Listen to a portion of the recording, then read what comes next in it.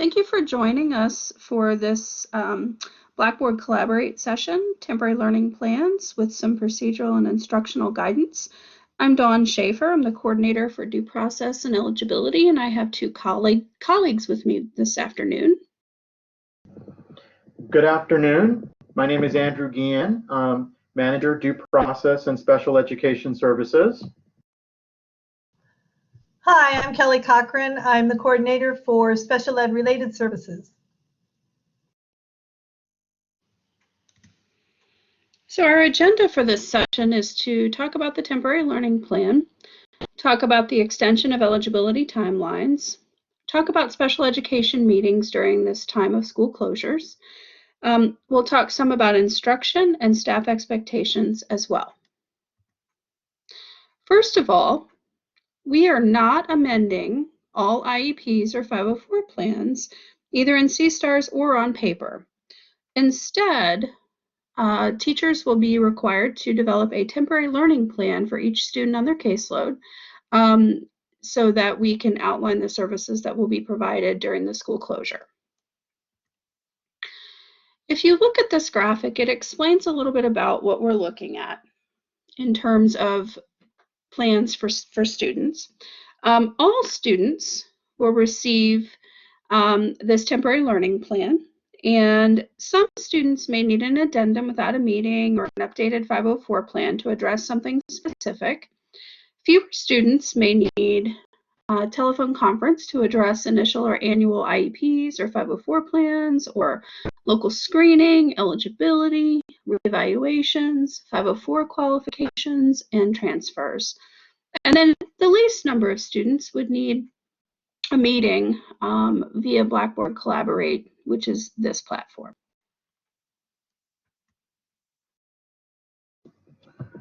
Okay, thanks, Dawn. So one of the things that we've done here at Due Process is we've worked to develop a procedural toolkit during COVID-19 and distance learning. And so what you see right in front of you is our intranet page. There's going to be information added, including this recorded presentation, as well as a copy of the PowerPoint. But you'll want to come here for frequently asked questions, tech questions, some guided language that you might want to put on some of your plans and other documents. So I would start here first, and then of course if you have questions, we will give you some more information at the end of the training. So while schools are closed for the remainder of the 2019-20 school year due to the COVID-19 pandemic, a temporary learning plan, TLP, will be developed for every student receiving special education services. During these unprecedented times, we are continuing to look at ways to support our parents and their children during this process. This TLP does not take place of the student's individualized education program, IEP, and it does not contain the same services and accommodations provided in their IEP. However, it does identify the continuity of learning services and consultation that will be provided to the student between now and the end of the school year. It's most important that you contact parents this week and provide the TLP for them to review as soon as possible. We understand there may be different circumstances that may prevent your completion by this April 28th due date, but we would like for you to shoot for that date. Using the guiding questions for the TLP to assist with conversation, make sure you document contact on the student's CSTARS contact log. Let them know that the TLP does not take place with their child's IEP and that it does not contain the same services and accommodations provided for in their child's IEP. When school resumes, their child's current IEP will go back into effect.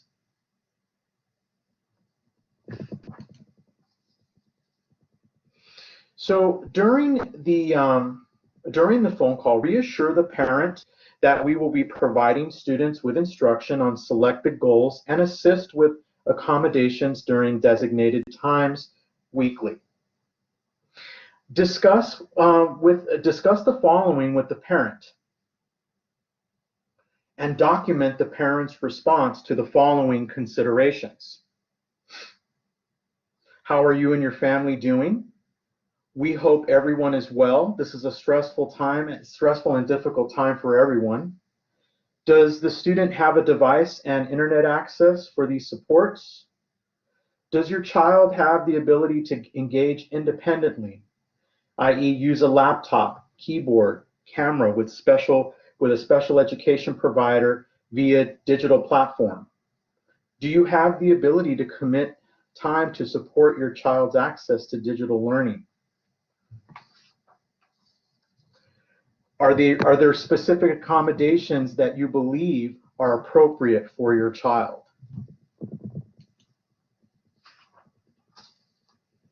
Additional items to be discussed during your phone call. Please make sure to let the parent know. Be assured that we will work to provide students with any necessary accommodations outlined in their current IEP that can be provided through the temporary learning plan. Parents just want to have the conversation. They want to make sure that they've had input into this plan. And so these questions will give us that opportunity to do that. Make sure that we talk a little bit about the specific goals and/or accommodations on your child's IEP, like screen readers or graphic organizers that you believe are most appropriate for the child during distance learning. And during the phone call with the parent, document parent's response to the following considerations. As a parent, ask, what is the biggest priority for your child's support during the closure? If you think about it, they've probably had a lot of working from home, trying to get distance learning started up. It would be really nice to kind of hear from the school system the following information. For our students pre-K through 8, consider the following. During the closure, we will continue to provide our students with access to review and enrichment materials related to both the general education content and your child's specific IEP needs. Is there any specific area for which you would like to focus support for your child? And again, if you're talking to a high school student, during the phone call with the parent, document the parent's response to the following considerations. Document the parent's response to the following. During the closure, we will continue to provide students with access to review and enrichment materials related to both general education content and your child's specific needs. Your child will also have the opportunity to move forward in his or her learning to receive credit for high school courses. While your child will receive feedback about the work they complete, this work will not be graded and will only be used as a means to support your child's progress when schools reopen. Are there any specific areas for which you would like to focus special education support for your child? So we're going to talk a little bit about completing the TLP. So we've given you some thinking questions that we want you to review with parents that kind of show our effort to get them involved in the discussion. And now it's filling out the plan. The plan is going to be posted on the DPE the DPE intranet site shortly. It's also going to be hosted on the intranet site in the forms cabinet as well as the public web. The first thing that I want you to do with this particular form is make sure you save it down. It's a PDF. It's not going to be in C-Stars where you will have a screen. It's just a regular PDF. It'll be listed on the IEP documents as a static PDF, but you'll need to save it, maybe somewhere like your H drive, so that it can be uploaded into C-Stars when it's complete. Second, you want to make sure that you confirm that the conversation has been documented on the contact log in C-Stars. While we're not using the IEP during COVID-19, we are using our C-Stars contact log to document all of our conversations with parents. Next, use C-STARS to gather specific demographic information, including the student's name, ID number, and parents' names. And so C-STARS is going to have that information for you, and you can go ahead and fill it out and just make sure that you have access to that information. I went ahead and circled the areas. It also has parent name. And then right here is going to be the drop down that you can select for your school. You'll need to get your school's address, city, state, and zip, and the date of the letter, the student's name, and the student ID number. Then if you'll notice, right within the letter, there is a little area here that we've highlighted. That's going to indicate the date that you've spoken to the parent.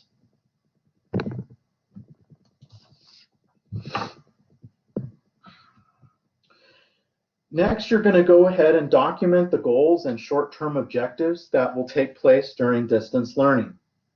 When documenting IEP goals into the TLP, consider whether the student's goals and/or short-term objectives support synchronous and asynchronous instruction during distance learning.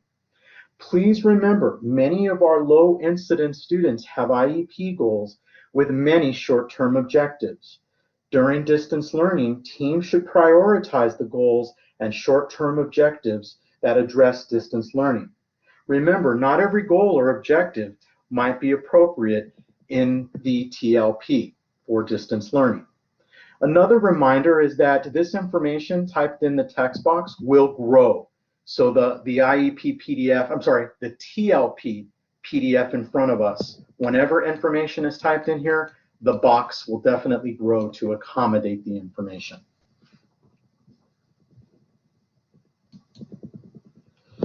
So let's look at adjusting the components of a goal for the TLP. If the current goal cannot be provided during distance learning, propose changes to some or part of the goals to support synchronous and asynchronous instruction. For example, does the condition portion of the goal support distance learning? Currently, a student's IEP might have the following condition: during hallway transitions and lunchtime, Johnny will. Or does the criteria need to be changed? Maybe we're not going to be talking about transitions. Maybe we're going to be talking about transitions from one online activity to the next. And the criteria, excuse me, may need to be changed to reflect distance learning.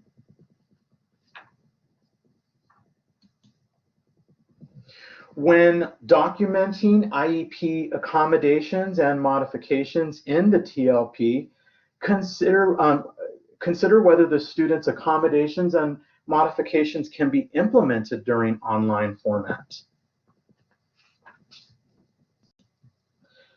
So we've placed this chart in here to have you think about how students' accommodations and modifications can be adjusted during distance learning.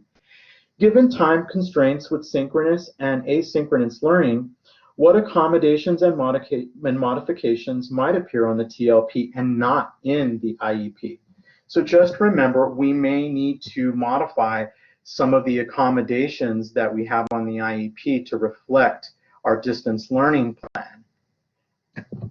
And just a quick note, this document will also be included in the procedural toolkit on the DPE site. And now I'm going to pass it off to Dawn. Thanks, Andrew. This graphic shows some thoughts and guidance that we have regarding the support and services on a TLP for students in pre-K through elementary school. It's divided preschool students who are on the SOL curriculum and students who are on the ASOL curriculum in this column. If you look, we're looking at a combination of synchronous, asynchronous learning, individualized instruction, and also the addition of related services as needed and as required for the student.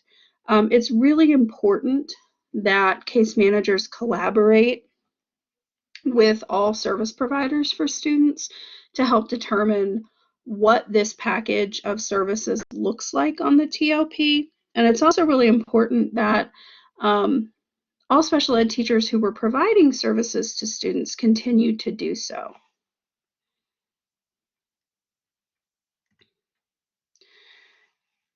This second grid is for middle school and high school. And one main difference is right here in this first row, because students in middle school and high school are generally running their bell schedule in terms of that instruction that's occurring. And that would be dependent on the courses that the student is enrolled in. In addition to that, there is individual instruction and support available for students, and you'll see that it's broken out into students who are accessing the SOL curriculum and students who are accessing the aligned standards, and related services are to be treated in a similar way.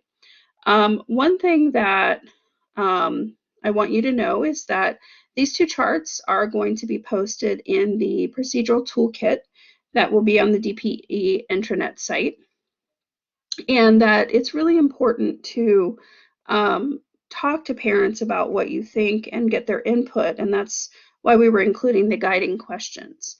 For students who are who need to have an initial or annual IEP, the information that's included on the plot page will very much mirror the information that is in the TLP, in that that information on the plot page will outline what goals and objectives, what accommodations, and what supports and services will be completed during the time that schools are closed.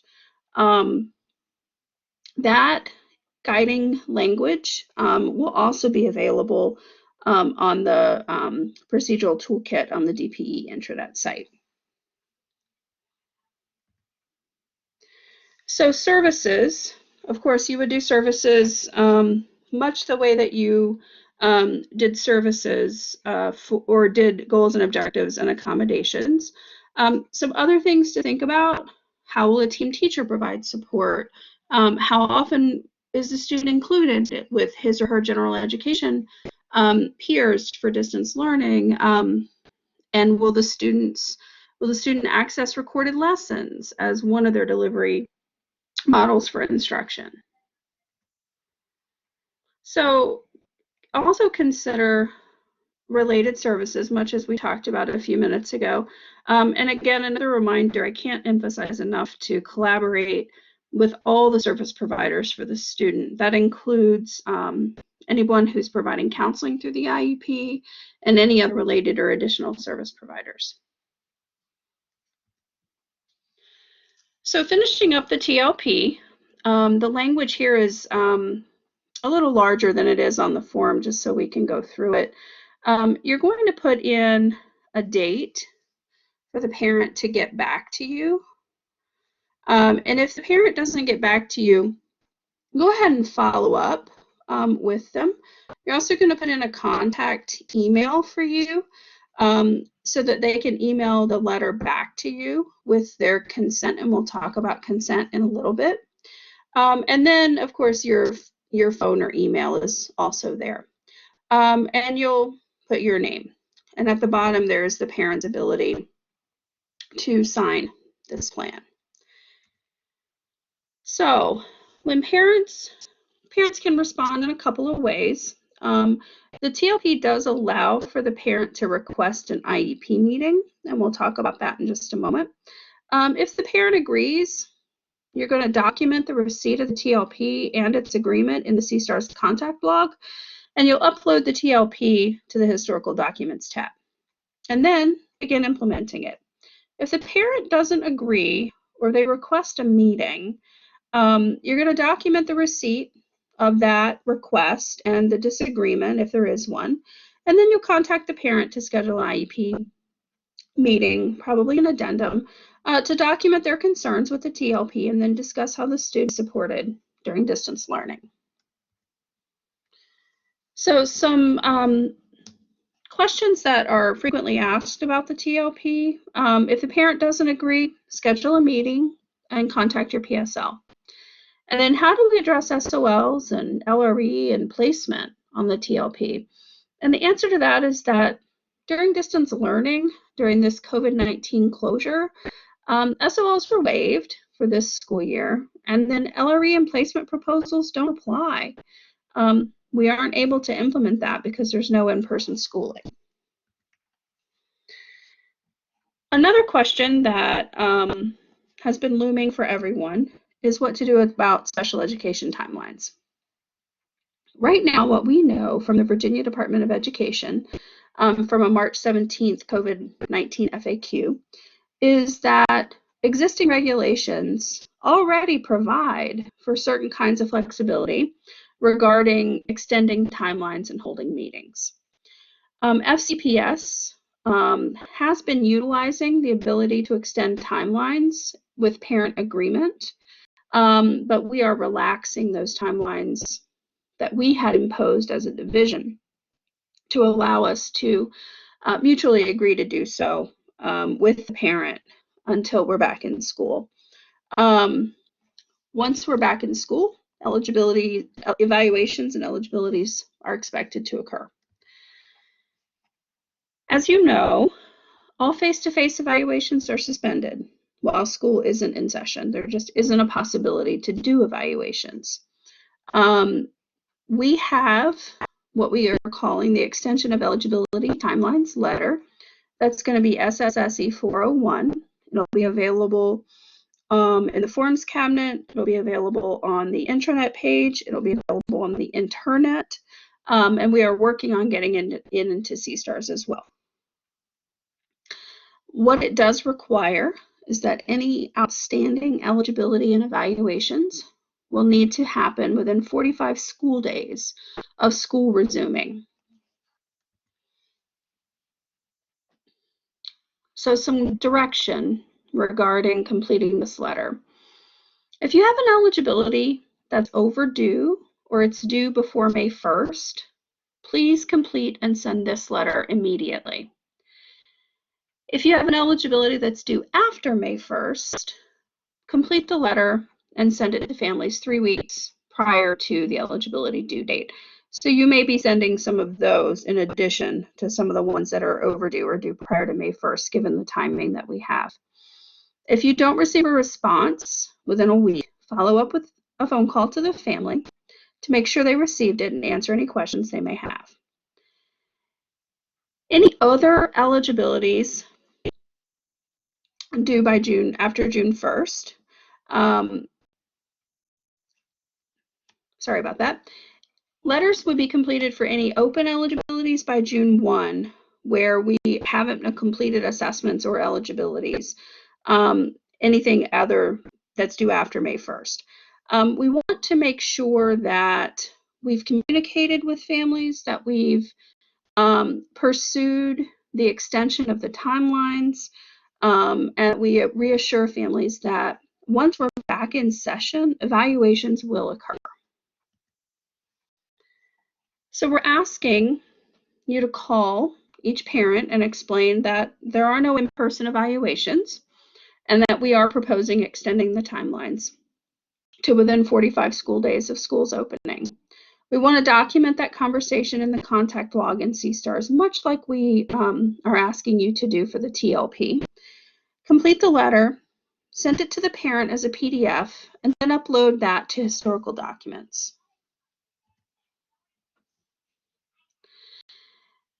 This is the form, and it's very much like the TLP that we saw just a few minutes ago, except that the date should be the date when the letter is written, and we're hoping it's about 3 weeks before the eligibility due date. We understand that some of these letters are not going to be written 3 weeks before, but we're hoping once you've dealt with any backlogs that you have that it will be about that amount of time. This is the bottom of the form. You'll see number 1 is asking for the parent to agree and reply no later than a certain date. And then item 2 is where you would put an email address for the parent to send it back to you. And then item 3 is your contact information. Item 4 is the name of the principal designee. That could also be you. And item 5 is the parent signature. If a parent doesn't agree to extend the eligibility timelines, you will go to eligibility with the information that you currently have. We understand that some students may not be found eligible because data is not present, and that's understandable. You can assure the parent that the student could be re-referred to local screening once we're back in school. But you do need to make a decision with the information you have if a parent doesn't agree to extend those timelines. So now we're going to pivot to meetings and talk about the various special education meetings. So we are asking that local screening continue. We continue to have a responsibility for child find activities as a school division. And we know that many, many schools have local screenings that need to occur because referrals were received in the 10 days prior to the school closure. Some folks have received referrals since then. We are asking school teams to collaborate and develop schedules that are similar to those that are used during this, during the school year. Continue to determine whether evaluations are required and request evaluations if they are required, but then complete the eligibility, the extension of eligibility timelines letter to let parents know that your child will be evaluated when schools resume. Again, eligibility meetings would address that extension of eligibility timelines. And then reevaluations would need to occur much as they would otherwise need to occur. It's important that folks consider whether evaluations are warranted at reevaluation, and that's a collaborative conversation with the folks who are on that student's reevaluation IEP team. ICE and 504 plans that are initials or annuals will continue to need to be completed within timelines. And again, we understand that there are some that are out of timelines. I apologize. One of my children just interrupted. I apologize. IEP and 504 plans are to be completed. And again, one major difference that we have at this point is that draft IEPs and draft 504 plans can be sent to the parent prior to the meeting. We hope that that will facilitate the conversation that needs to happen during that meeting, so that parents have something written to follow along with while they're on a teleconference. Again, addendums may be held, whether those are with a meeting or without a meeting. If you have any transfers, and most transfers do go through the lead teacher, department chairs in the building. But if you have a transfer, we really need you to contact the DPE specialist who supports your school. We're asking, rather than doing a transfer IEP, that you go ahead and do an FCPS IEP and contact your DPE specialist, because your DPE specialist is going to need to assist with some eligibility information on the back end of CRs. And again, Section 504 initial qualifications, if those are warranted as an outcome of local screening, those would need to occur as well. Consent is also a little bit different at this time. We would like you to present the parent with whatever the proposal is. Allow the parent the opportunity to provide verbal consent, and then document that verbal consent on the PWN that follows the meeting. If a parent does not want to provide verbal consent, that's fine. They can also send you an email providing consent, and you would also document that in the PWN if that has not been provided yet. Parents also have the option of providing consent through signature via other electronic means. I think you'll find some parents will want to print the signature page and sign it and scan it back to you. Others may want to sign it electronically on their device and email that back to you as well. It's really important that you upload any documents, the product of any meeting, to C-STARS. Since we don't have paper records right now, we want to make sure that we're keeping records of the signatures and consents and proposals that have occurred. And so those would need to be uploaded to C-STARS as PDFs. I'm going to turn it over to Andrew to talk about some of these virtual meetings. Okay, thank you, Dawn. So we covered this at our last meeting, but by now all the schools were assigned a temporary conference line through the AT&T services. Just remember, those conference lines need to be used judiciously, and they are designed for special education and 504 meetings only. Now, the big difference between the last time that we were able to talk to you and now is that FCPS has also approved for us to use Google Meet as an alternative to the teleconference line. So just make sure that when you are having your IEPs over the phone, teleconference line, or Google Meet, that you follow the same best practices. Try to send the information home in a draft ahead of time, and then follow what Dawn had mentioned about consent. The really important thing to note here is that schools are going to have to get really, really tight and come up with a process for scheduling that conference line. Unfortunately, the division just does not have any other means at this point to provide additional conference lines. And then just remember, Zoom is it's not approved right now to hold any special education or 504 meetings at this time.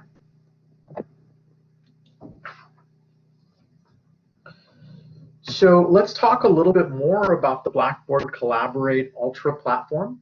One of the things that we're going to be doing is recording some best practices, some procedural support, and then we're going to go ahead and hello? I'm sorry about that. It looks like I had a little network hiccup there.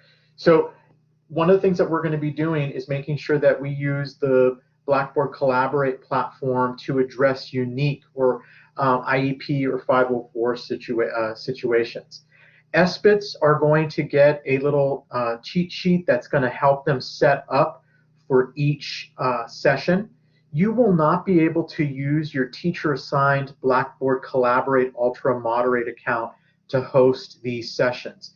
Because we believe that these sessions are going to be unique, you're not going to be using this platform for a majority of your IEPs. They will need to be scheduled with a begin time and end time and have a separate link sent to all parties. So again, your SBITS is going to get some additional information on how to set these up for you. What will be very helpful, the SBITS group has asked, is that as soon as you are aware that a Blackboard Collaborate Ultra meeting is going to take place, please make sure that we give the SBITs in your building plenty of time to set that up. They've asked that it really not be the very last minute because they want to make sure that they set it up very carefully. And then, you may need to, in terms of the meetings that might happen, they could be continued meetings that were from prior to or during the break. One of the things that we've also learned too is everybody has been told that Black Collaborate and VPN do not work. Well, that is correct. They don't work well when everybody is VPN'd in, but IT has assured us that at least the C-STARS moderator and the driver, who should really be the same person, can be the person that's logged into VPN. However, please note that everybody else, including any other related service providers or FCPS employees, should not be connected to VPN. And now we're going to go ahead and pivot over in terms of instruction to Dawn. Okay, thanks, Andrew.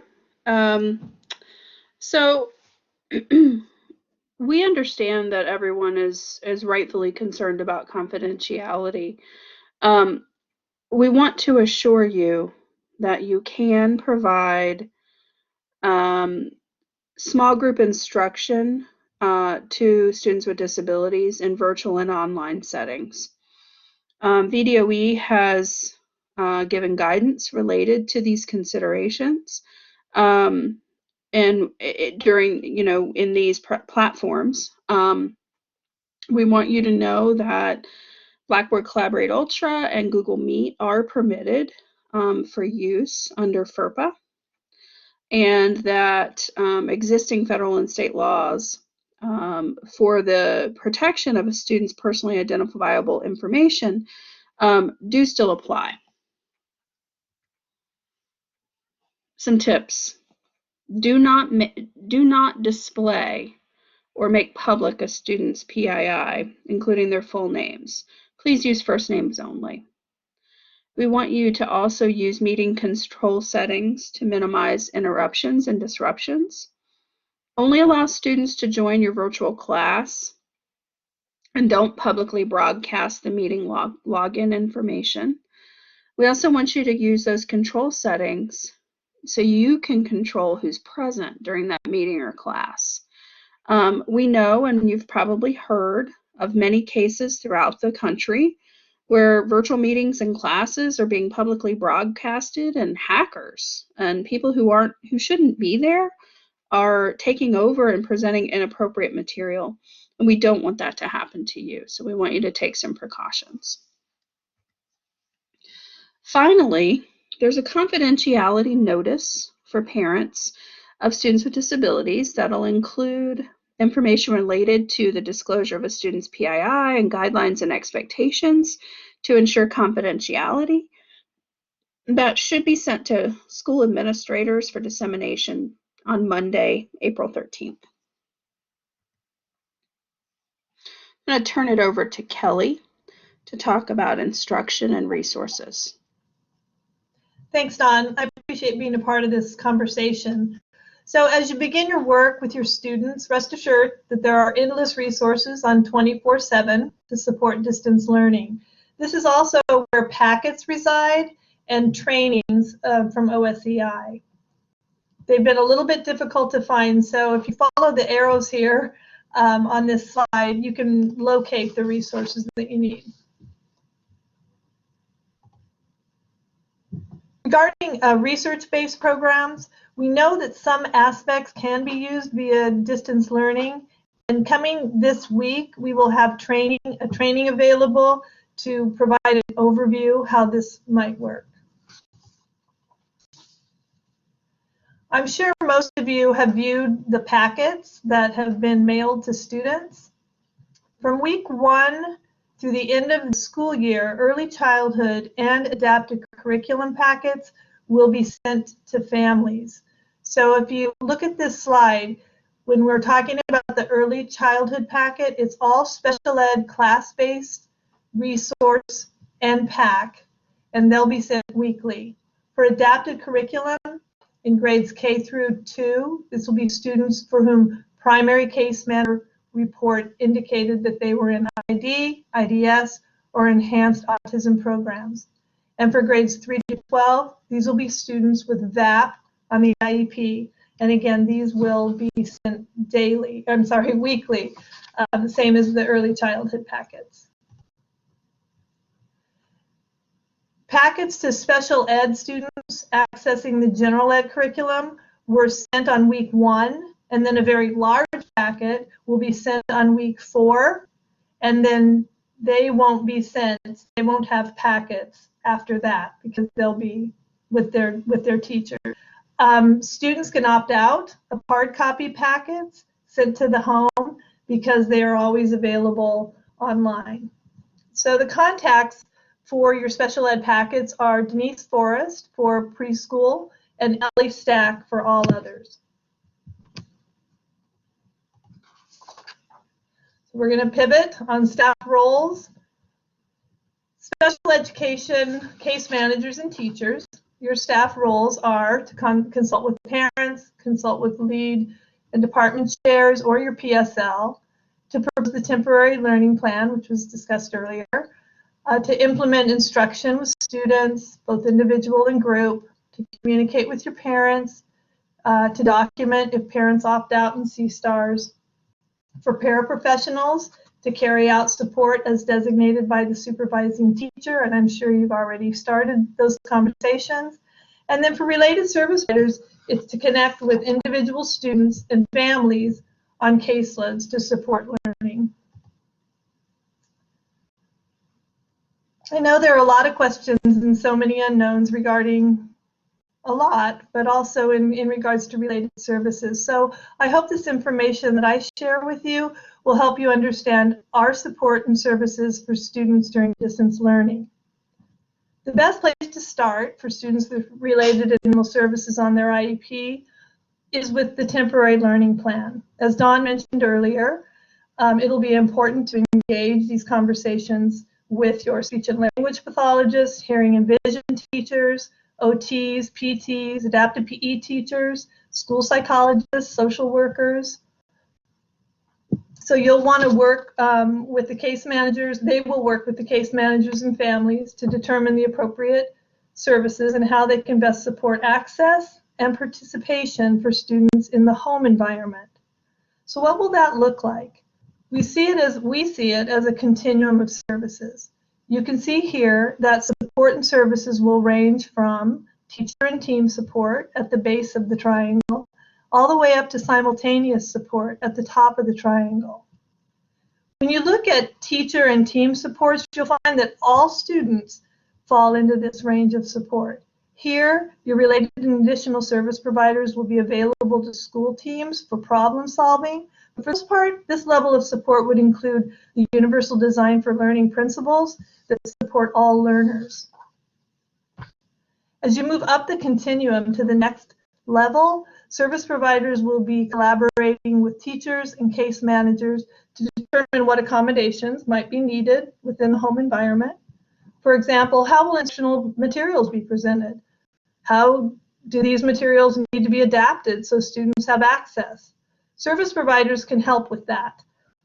It's incredible the amount of work that has already been done for our students, especially students with hearing and vision impairments. All of this is a work in progress, and we're hoping that everyone will practice patience and understanding for school teams and families.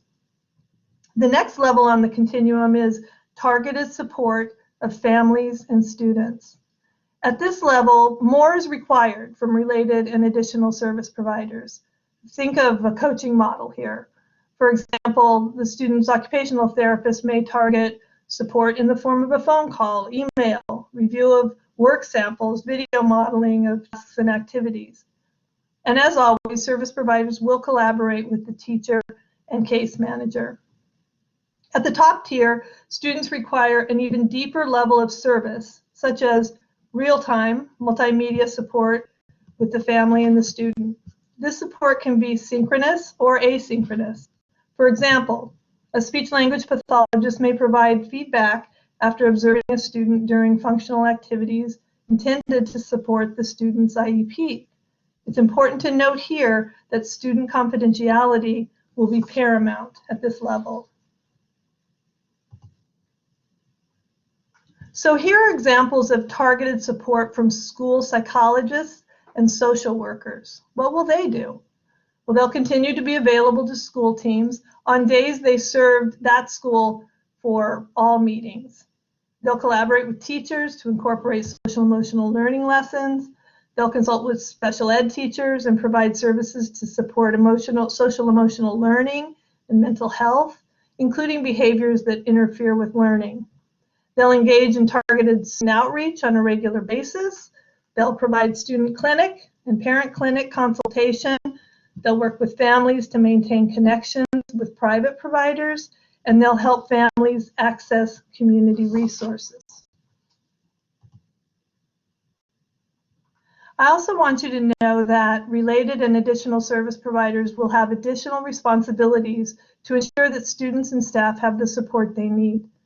So they will participate in virtual special ed meetings with school teams, so please don't forget to invite them. They will maintain a daily schedule, just as teacher level staff are doing at school sites. To the extent possible, they will align their office hours with student and school schedules, but a fair warning here is that this will be difficult for service providers who have students at multiple school sites, so be patient. Program managers and supervisors from speech therapy services, adaptive PE, ATS, vision, and hearing will all hold office hours on Monday and Wednesday from 2 to 4 p.m.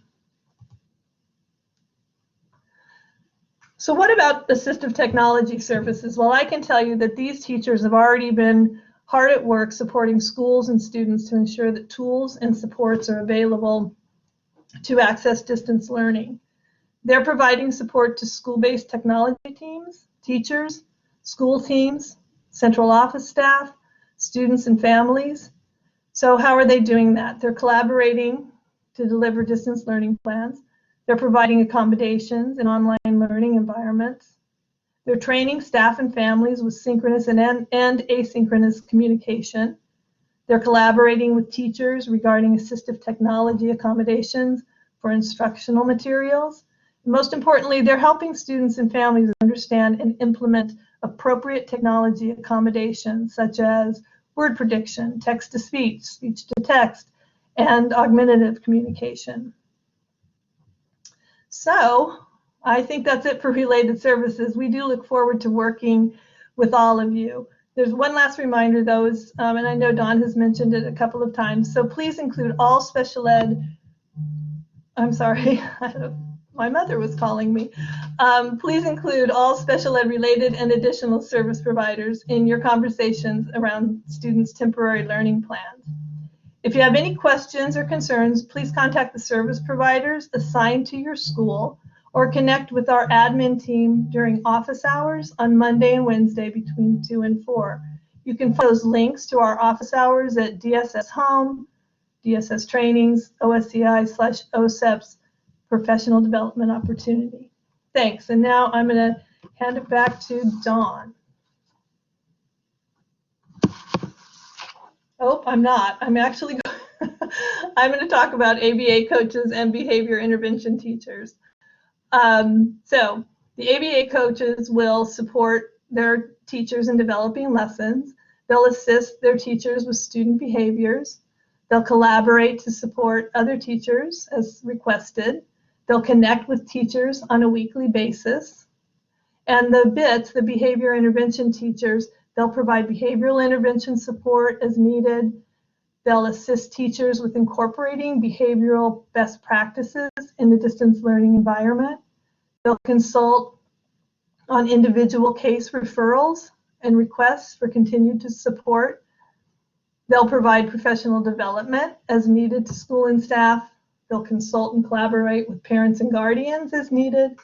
And they'll consult and collaborate with school staff regarding IEP goals and student needs. And now I'm going to pass it off to Dawn.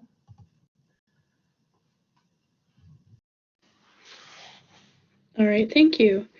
So some ways to obtain assistance. OSEP's office hours will occur Mondays 1 to 2 p.m. and Fridays 10 to 11 a.m. Those will be posted on the Intranet COVID-19 Toolkit on the DPE site that we've been referring to.